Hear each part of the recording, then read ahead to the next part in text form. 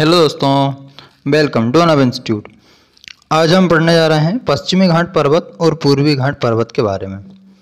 इसके पहले हमने काफ़ी सारी चीज़ें पढ़ी हैं, जैसे भारत के अवस्थिति और विस्तार के बारे में पढ़ा, द्वीप कौन कौन से द्वीप हैं, कौन सी समुद्र की खाड़ियाँ हैं, भूगर्भिक चट्टानें हैं, उनसे मिलने वाले खनिज हैं, कौन से राज्य में मिलते हैं, और प्रायद्वीपीय पठार को अपन ने पढ़ा। जो 7 टॉपिक यहाँ पे लिखे हुए हैं वो सारे सातों के सातों अपन पढ़ चुके हैं।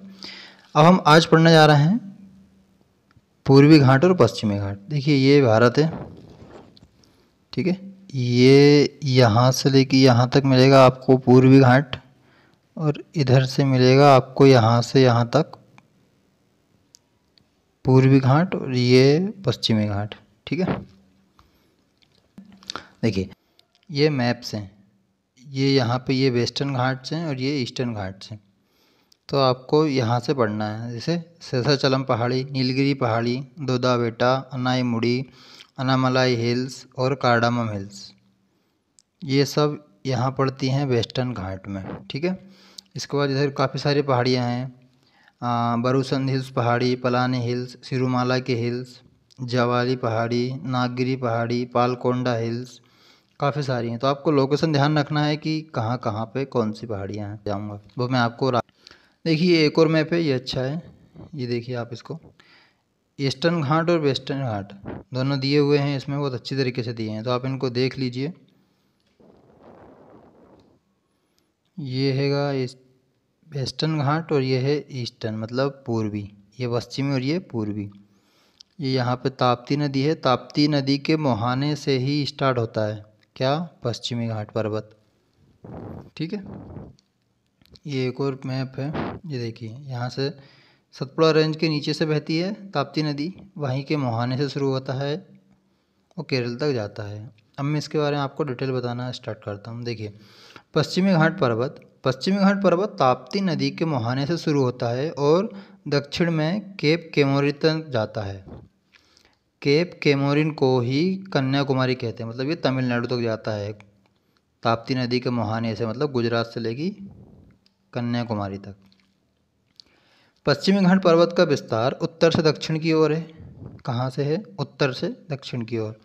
मैं यदि यहाँ पे छोटा सा मैप बनाता हूँ तो ये उत्तर है, ये दक्षिण है, तो ये यहाँ से, एक सेकंड में इसका कलर चेंज कर लेता हूँ, यहाँ से यहाँ पड़ता है, तो होगा ना उत्तर से दक्षिण की ओर, ठीक है। और इसकी कुल लंबाई जो है वो 1600 किलोमीटर है। कितनी, 1600 किलोमीटर है। पश्चिमी घाट पर्वत भारत में हिमालय के बाद दूसरा सबसे लंबा पर्वत है। हिमालय की लंबाई कितनी है, आप मुझे कमेंट्स में लिख के बताइएगा। जब मैंने आपको हिमालय पढ़ा था तो आपको बताया था। तो इसमें इस स्लाइड में आपको क्या पता चला है कि पश्चिमी घाट पर्वत ताप्ती नदी के मुहाने से शुरू होकर दक्षिण में केप केमोरिन तक जाता है, ठीक है। और इसकी लंबाई 1600 किलोमीटर है। ये मैप आपको मैं बता चुका हूँ, आपको मैप का ध्यान रखना है। देखिए पश्चिमी घाट पर्वत को सह्याद्री पर्वत भी कहते हैं।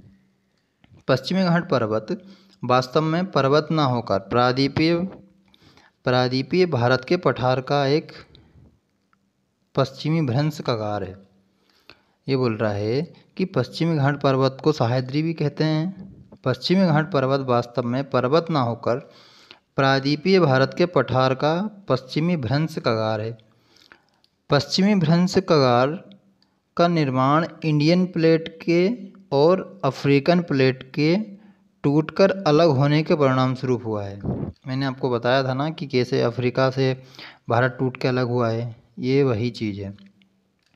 उत्तरी सह्याद्री को जो उत्तरी सह्याद्री है ना, उसकी सबसे ऊंची चोटी है, उसको बोलते हैं कालसूबाई। कहाँ पड़ती है ये कालसूबाई चोटी पड़ती है आपकी महाराष्ट्र में, आपको ये भी ध्यान रखना है।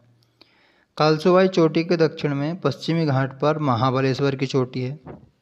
कालसूबाई चोटी के दक्षिण में पश्चिमी घाट पर ही महाबलेश्वर चोटी है, जो कि कहाँ पे है, वो भी महाबलेश्वर में है। महाबलेश्वर चोटी और कालसूबाई चोटी कहाँ पर है, महाराष्ट्र राज्य में है। गुजरात राज्य के अंतर्गत सौराष्ट्र क्षेत्र में 3 पहाड़ियाँ स्थित हैं। कौन कौन सी, गिर पहाड़ी, बारदा पहाड़ी और मांडा पहाड़ी। कौन सी पहाड़ियाँ हैं, 3 पहाड़ियाँ हैं, गिर पहाड़ी, बारदा पहाड़ी और मांडा। गुजरात के गिर क्षेत्र में एशियाई शेर पाए जाते हैं। गुजरात के जो गिर क्षेत्र है वहाँ पे एशियाई शेर पाए जाते हैं। कृष्णा नदी महाबलेश्वर चोटी से निकलकर पूर्व की ओर प्रवाहित होती है और बंगाल की खाड़ी में अपना जल गिराती है। जो कृष्णा नदी है महाबलेश्वर चोटी से निकलती है, कहाँ से? महाबलेश्वर चोटी से, महाराष्ट्र से, और अपना जल कहाँ गिराती है? अपना जल गिराती है बंगाल की खाड़ी में। कर्नाटक राज्य में पश्चिमी घाट पर मुख्य रूप से 2 चोटियाँ स्थित हैं। कर्नाटक राज्य में पश्चिमी घाट पर मुख्य रूप से 2 चोटियाँ हैं। कौन कौन सी? एक का नाम है कुद्रेमुख चोटी, दूसरी है ब्रह्मगिरी चोटी। कर्नाटक राज्य में ब्रह्मगिरी चोटी से ही कावेरी नदी निकलती है। कावेरी नदी कहाँ से निकलती है? तब आप बताओगे कर्नाटक राज्य में ब्रह्मगिरी चोटी है, वहाँ से कावेरी नदी निकलती है और कर्नाटक और तमिलनाडु राज्य में जाके प्रवाहित होती है। तो कावेरी नदी विवाद सुना होगा आपने। कावेरी नदी विवाद 3 राज्यों के बीच है, कर्नाटक और तमिलनाडु, और तीसरा आप कमेंट्स करके बताइए। दक्षिण भारत में पश्चिमी घाट पर्वत और पूर्वी घाट पर्वत एक दूसरे से मिलकर एक पर्वतीय गांठ का निर्माण करते हैं। इस पर्वतीय गांठ को ही नीलगिरी की पहाड़ी कहते हैं। क्या कहते हैं? नीलगिरी की पहाड़ी। और नीलगिरी पर्वत की सबसे ऊंची चोटी कौन सी है? नीलगिरी पर्वत की सबसे ऊंची चोटी है दोदा बेटा। कौन सी? दोदा बेटा। देखिए ये भारत है, ठीक है।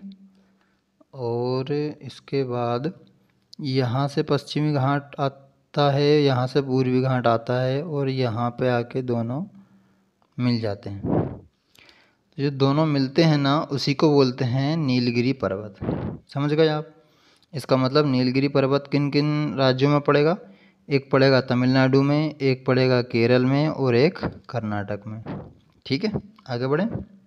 ओके, देखिए नीलगिरी पर्वत का विस्तार तमिलनाडु, केरल और कर्नाटक राज्यों में है, जैसा कि मैंने आपको अभी बताया।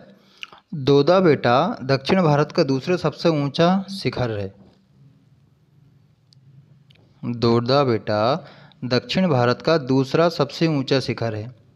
प्रसिद्ध पर्यटन स्थल ऊटी, इसको ऊटम मंडल भी कहते हैं, तमिलनाडु राज्य में नीलगिरी पहाड़ियों पर ही स्थित है।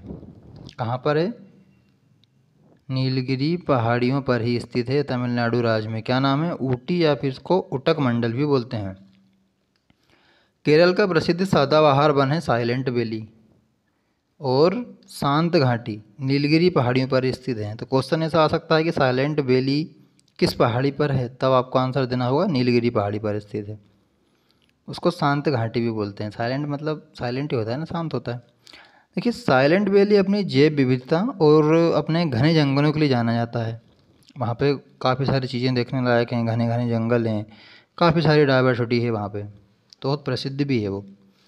नीलगिरी के दक्षिण में एक पर्वतीय दर्रा है, इसे पालघाट दर्रा कहते हैं। क्या कहते हैं? पालघाट दर्रा। पालघाट दर्रा कहाँ पर है? नीलगिरी पहाड़ियों में स्थित है। किस राज्य में है? ये केरल राज्य में पड़ता है। तमिलनाडु और केरल को जोड़ने का काम करता है। पालघाट दर्रे को स्थानीय रूप से पलक्कड़ दर्रा भी कहते हैं। क्या कहते हैं? पलक्कड़ दर्रा, ध्यान रखिएगा।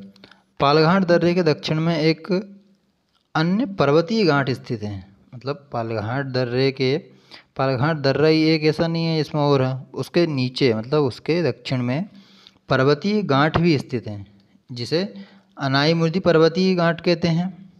अनाईमुडी या अनाईमुदी कुछ भी बोल सकते हैं आप। अनाईमुडी पर्वतीय घाट कहते हैं, ठीक है। जो कहाँ पे है? पालघाट दर्रे के दक्षिण में है, मतलब यस, केरल में है। अनाईमुडी पर्वतीय घाट से 3 दिशाओं में पहाड़ियाँ निकली हुई हैं। उत्तर की ओर अन्नामलाई, दक्षिण की ओर कार्डमम, और उत्तर पूर्व की ओर पलानी पहाड़ी। देखिए मैं आपको बताता हूँ, जैसे मैंने ये बनाया भारत का नक्शा, ठीक है। यहाँ पे चोटी है, यहाँ पे 3 दिशाओं में पहाड़ी निकलती है। उत्तर की ओर जाओगे तो अन्नामलाई पहाड़ी मिलेगी, दक्षिण की ओर आओगे तो कार्डमम पहाड़ी मिलेगी, और उत्तर पूर्व की ओर जाओगे यहाँ पे तो आपको पलानी मिलेगी, ठीक है, पलानी पहाड़ी। अन्नामलाई पहाड़ी की सबसे ऊंची चोटी अनाईमुदी है। कौन सी? अनाईमुदी। कार्डमम पहाड़ी को इलायची पहाड़ी या इलामलाई पहाड़ी कहते हैं। आपने सुना होगा ना, इलायची पहाड़ी। तो वो कार्डामम पहाड़ी का ही नाम है। बेसिकली इलायची को इंग्लिश में कार्डामम ही बोलते हैं, वो इसलिए है सब। कार्डामम पहाड़ी भारत का दक्षिणतम पहाड़ी है। कार्डामम पहाड़ी जो है वो भारत की दक्षिणतम पहाड़ी है। अनाईमुदी चोटी के पूर्व में पालनी की पहाड़ी है। अनाईमुदी चोटी के पूर्व में पालनी की पहाड़ी है, और पालनी की पहाड़ी मुख्य रूप से तमिलनाडु राज्य में है। राज्य कहाँ पे है? देखिए, प्रसिद्ध पर्यटन स्थल कोडाईकनाल, जो कि तमिलनाडु राज्य में पालनी पहाड़ियों पर ही स्थित है। एक प्रसिद्ध पर्यटन स्थल है, उसका नाम है कोडाईकनाल, जो कि तमिलनाडु राज्य में है। लेकिन कहाँ पे है? तमिलनाडु राज्य में पालनी पहाड़ियों पर ही स्थित है। पालनी की पहाड़ी पूरी तरह से तमिलनाडु राज्य में विस्तृत है। पालनी की जो पहाड़ी हैं वो पूरी तरह से तमिलनाडु राज्य में विस्तृत हैं, जबकि अन्नामलाई पहाड़ी और कार्डामम पहाड़ी तमिलनाडु और केरल राज्य की सीमा पर स्थित हैं। समझ गए ना आप? देखिए, मैं ये बोलना चाह रहा हूँ कि पालनी की जो पहाड़ी है वो तो पूरी तरह से कहाँ पे? तमिलनाडु राज्य में ही है। और जो अन्नामलाई और जो कार्डामम पहाड़ी हैं, ये जो दोनों पहाड़ियाँ हैं, ये तमिलनाडु और केरल दोनों राज्यों की सीमा पर स्थित हैं। पश्चिमी घाट पर्वत पर जगह जगह पर दर्रे पाए जाते हैं। इन दर्रों से होकर पश्चिमी घाट पर्वत को पश्चिम से पूरब दिशा की ओर पार करने में सहायता मिलती है। ये बोल रहा है कि पश्चिमी घाट पर्वत जो है ना, वहाँ पे जगह जगह पे दर्रे पाए जाते हैं, और इन्हीं दर्रों से होकर पश्चिमी घाट पर्वत को पश्चिम से पूरब दिशा की ओर पार करने में सहायता मिलती है। जैसे ये भारत है और ये पश्चिमी घाट मान लेते हैं, तो ऐसे दर्रे हैं, तो बोल रहा है इन दर्रों से होकर जाने में सहायता मिलती है। सही बात है। देखिए, थालघाट दर्रा है। थालघाट दर्रा पश्चिमी घाट पर महाराष्ट्र राज्य में स्थित है। कहाँ पे स्थित है? महाराष्ट्र राज्य में स्थित है। थालघाट दर्रे से होकर ही मुंबई नागपुर सड़क मार्ग गुजरता है। थालघाट दर्रे से होकर ही मुंबई नागपुर सड़क मार्ग गुजरता है। तो थालघाट दर्रा, पहला क्वेश्चन कहाँ पर है? महाराष्ट्र राज्य में है। कहाँ से कहाँ? मुंबई टू नागपुर है। ठीक है, कौन से मतलब पश्चिमी घाट में पड़ता है। एक और दर्रा है, उसका नाम है भोरघाट दर्रा, जो कि महाराष्ट्र में ही है, लेकिन ये मुंबई से पुणे जाता है।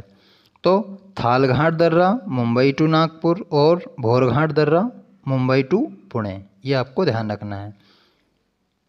और मैंने आपसे पीछे क्वेश्चन पूछा है, कौन सा क्वेश्चन पूछा है? पालघाट दर्रा वाला। बताना है कि जो पालघाट दर्रा है वो कहाँ से कहाँ जाता है। देखिए, राष्ट्रीय राजमार्ग संख्या 4 मतलब NH4 मुंबई से पुणे होते हुए चेन्नई तक पहुँचता है।